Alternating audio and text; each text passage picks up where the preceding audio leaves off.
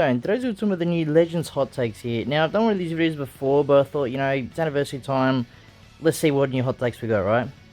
So, I've got a Twitter post here, and I've also got a YouTube post. So, I thought I'd, spread it around a bit more this time. So, let's have a look what we got here, right? Okay, so it looks like a Dokkan one.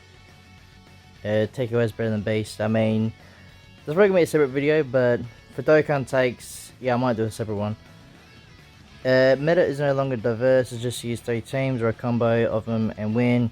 And Ultra Gun should never existed, and also having a cap of CC for grinding not being high isn't a good thing at all.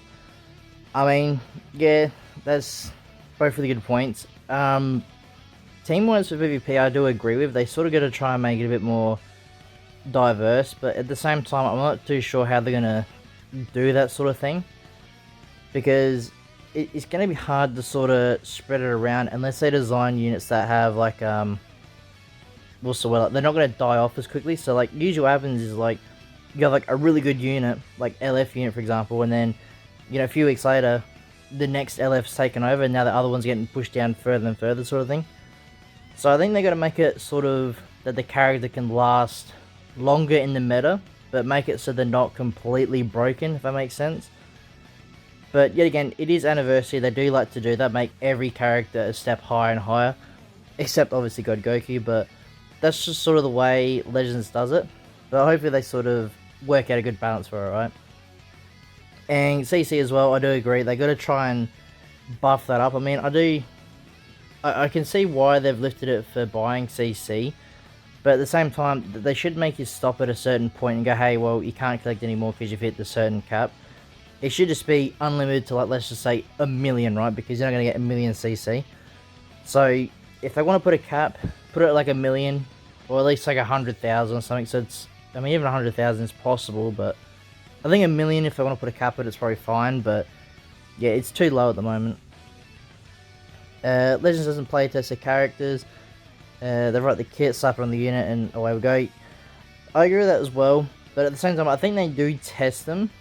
But in my eyes, like for God Goku, for example, his kit to me seems like 2 or 3 years, maybe not 3, but 2 years old or a year old, right? I'm not too sure why that's the case. Maybe sometimes they work on the design of the unit first, and then later on they go, hey, let's bring him out, and then they focus on the animations from then, if that makes sense. But at the same time, that might not be the case. It's just Legends just doing a Legends thing and messing it up. Let's go here. Ultra Gogeta Blue is still good, and it's one of the best aging units, and is the best aging Ultra. I do agree. I think he is... I would say he's the best aging. I think now he is slowly getting out the meta, but he's still very good. Like, for an Ultra, that's the sort of kit you want to aim for. Like, which I was saying at the start of the video. You want to design an LF or a new character to be good, but he's not mega busted, but he's going to age very well, sort of thing. And then that sort of helps out the diverse and PvP. LF Fusion Gogeta is one of the most underrated and overhated units right now in the meta. With the introduction of Ultimate Gohan, there's been an even bigger surge in Ultra Terrorists, which only helps out this guy's usability. In my opinion, Gogeta Vegito. Yeah, I can see that. I can see Gogeta being better than Vegeta, but I guess it depends on team builds that as well. But yeah, I can see that. He's probably one of the best units. Rising Rush should only be as a comeback mechanic, and Vegeta should only have endurance. No, if he isn't guessed. I mean, I do see the point of that as well, because Rising Rushes can obviously determine the match, but at the same time, they don't have to have it like a comeback mechanic, but they can make it takes a bit longer to get the Dragon Balls, instead of like getting them really quickly. Maybe like after half the time accounts have like elapsed, that's when you collect the Dragon Balls. I think that could be a bit better. But at the same time, doing that could bring on longer PvP matches, right? So at the same time, you got to look at sort of the balance on how Legends is going to do that. But I do agree, right? They shouldn't make it so easy to get and determine the match basically from the get-go. Rith is the GOAT. I'm not too sure who Rith is. This guy's the worst possible character choice for the anniversary. Imagine any other unit and people would be jumping out of the seat. Since he's got the first... double LF release in Celebration, but because Gohan people just sigh. Imagine if it was Majin Vegeta. I mean, I can see the point there. I do like Gohan, but I can see what you're talking about, like, if he's actually anniversary level. I think he probably is, this Gohan, but I think his animations need to be a lot better. Sort of like God Goku's sort of standard for animations. That's what he had to be. But I can see your point, yeah. Vegeta's gonna age badly as time goes on. Maybe I can see that. I guess I have to wait and see. I don't know, it's gonna be hard. The best way to tell how the unit's gonna age is once they're off boost, so I guess we have a bit while to sort of, you know, determine that, right? It's gaps a game. I mean, I do agree. Gohan does feel very broken, but as we all know, Legends does like to give basically every Gohan just a busted kit, busted animations, all that sort of stuff. I don't know if I'd say he gaps the game, but I would say he's definitely in like top 3 for sure. Gapping for me is sort of like when LF Vegeta Blue dropped. Like, if you did not have him, you could not play PvP. That sort of thing, to me, determines gaps a game. Like, Gohan's still very good, don't get me wrong, but I don't think he quite is up that sort of tier. He's annoying, but, you know, not like Vegeta Blue sort of annoying, if that makes sense, but he is very good and very broken.